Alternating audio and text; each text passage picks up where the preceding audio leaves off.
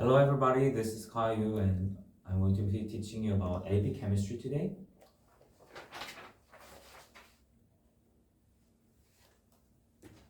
Today's topic is on calculating change in enthalpy, which is denoted as delta H here.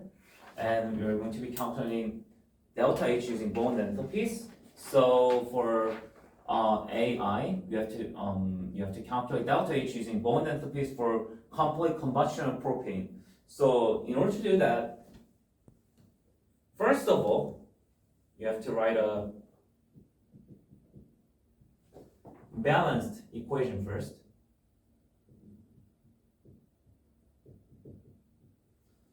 So for a combustion reaction, C3H8 will react with oxygen to form CO2 and H2O.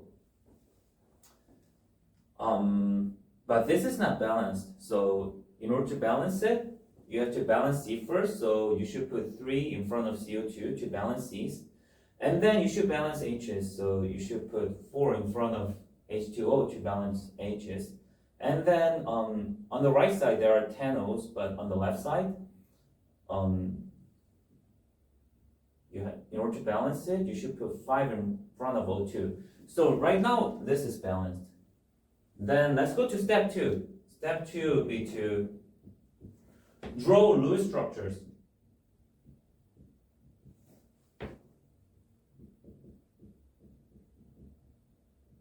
But you don't need to draw lone pairs here, so I'll just write ignoring lone pairs.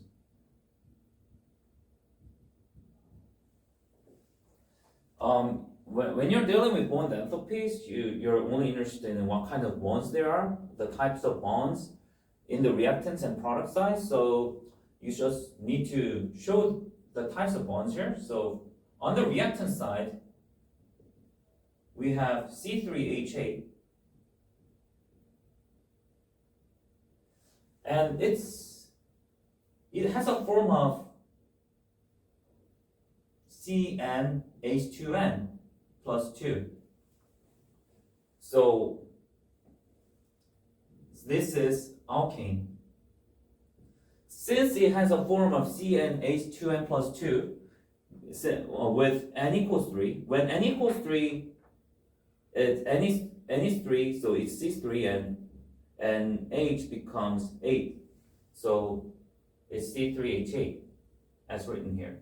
So it is composed of single bonds.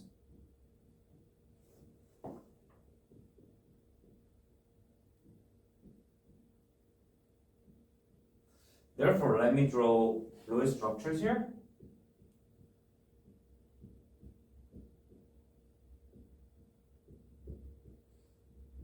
Since it is only composed of single bonds, the structure looks like this. And let me do the same thing for O2. O2 is much easy because it is drawn like this, as you know. So O2 is formed by double bonds between 2 oxygen. So it looks like this. And let me do the same thing for the product side. For CO2, looks like this, as you know. And for H2O, looks like this. So these are Lewis structures for reactants, and these are Lewis structures for products, with ignoring lone pairs because we are only interested in the types of bonds in the reactant side and the product side. So we did up to step 2, and what's step 3 then? Step 3 would be identify each type of bonds, and you have to count how many of each bond type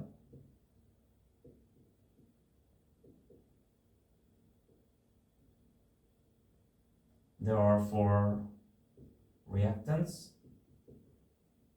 and products.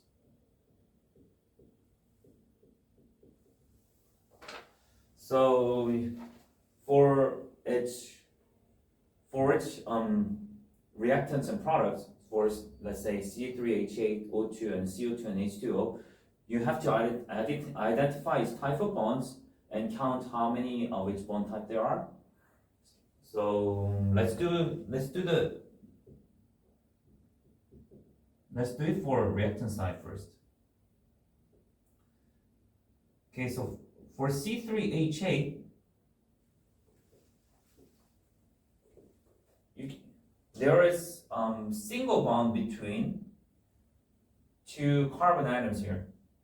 As you can see, there is single bond between 2 carbon atoms, and there are 2 single bonds like this. So I'll denote it as C single bond C bonds here, and there are 2 of them.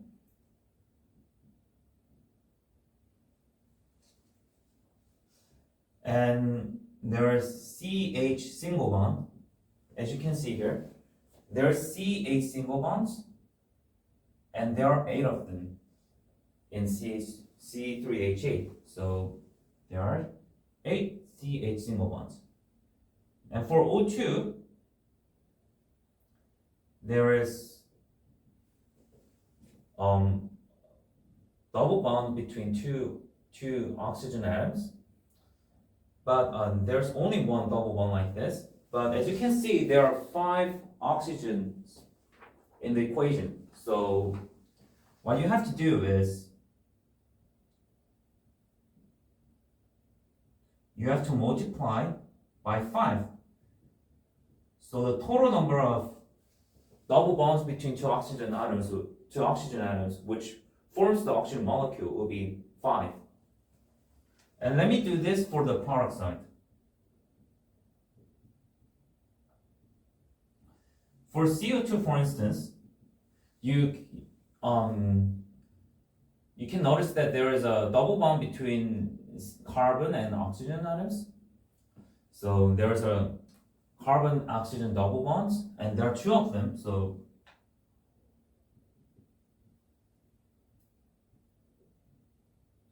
there are 2 carbon-oxygen double bonds for each carbon dioxide, and there are 3 carbon dioxides in the equation. So there are a total of 6 bonds like this.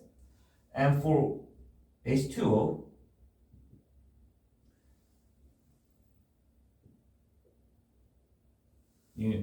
there is oxygen-hydrogen single bond, and even in here, there are 2 bonds like this for each H2O, and there are 4 H2Os, so there are a total of 8 bonds like this. So this information is really important because we are going to use this information to calculate bond enthalpies. Okay, so in order to calculate bond enthalpies, you need this kind of information. Therefore,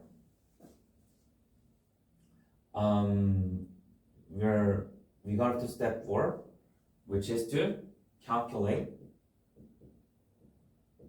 delta H. So in order to calculate delta H, you need to define what delta H is in terms of bond enthalpies. Delta H is defined as bonds enthalpies broken minus bonds enthalpies formed. But looking at this equation, you can notice that the bonds in the reactant sides are broken and the bonds in the product sides are formed. So instead of writing like this, you can write like this: bonds enthalpies, reactants minus bonds enthalpies.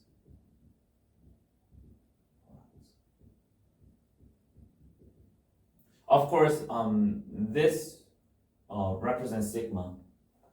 So, and some people memorize this as Ber minus Bep, because it's really easy to memorize like this. So let's apply this formula for this situation. So for the reactant side, we have as we calculated here, we have two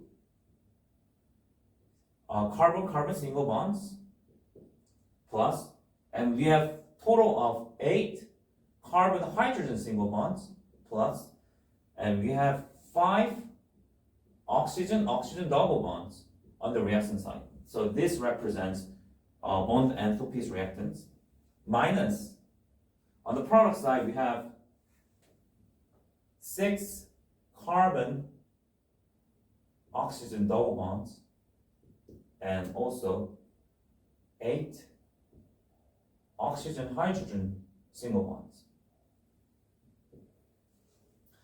So as I said, these information are really important. So, and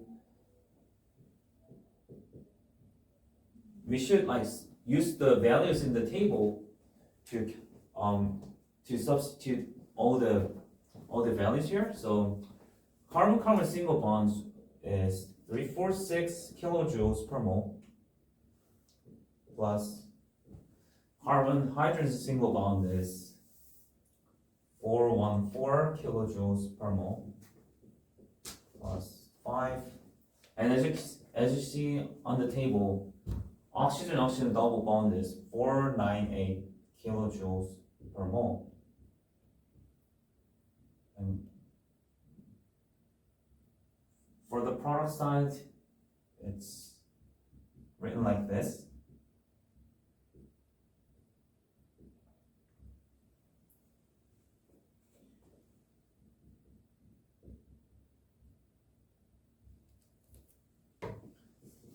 Okay, so you just need to calculate this expression here using calculator, and you get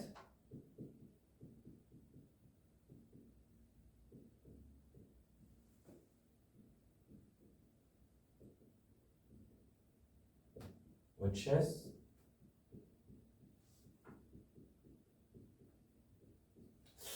okay, this is the final answer for this problem. And as you can see, this is negative, as expected actually. So the second question is the reaction endothermic or exothermic? So as I just mentioned, the delta H is negative. So the answer for this question would be, it is exothermic because delta H is negative.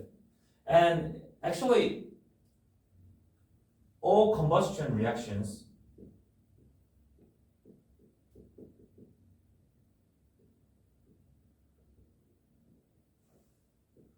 are exothermic. So the results is consistent with the common knowledge. This is it for today, and I'll be going on with heater formation in the next class. Thank you very much.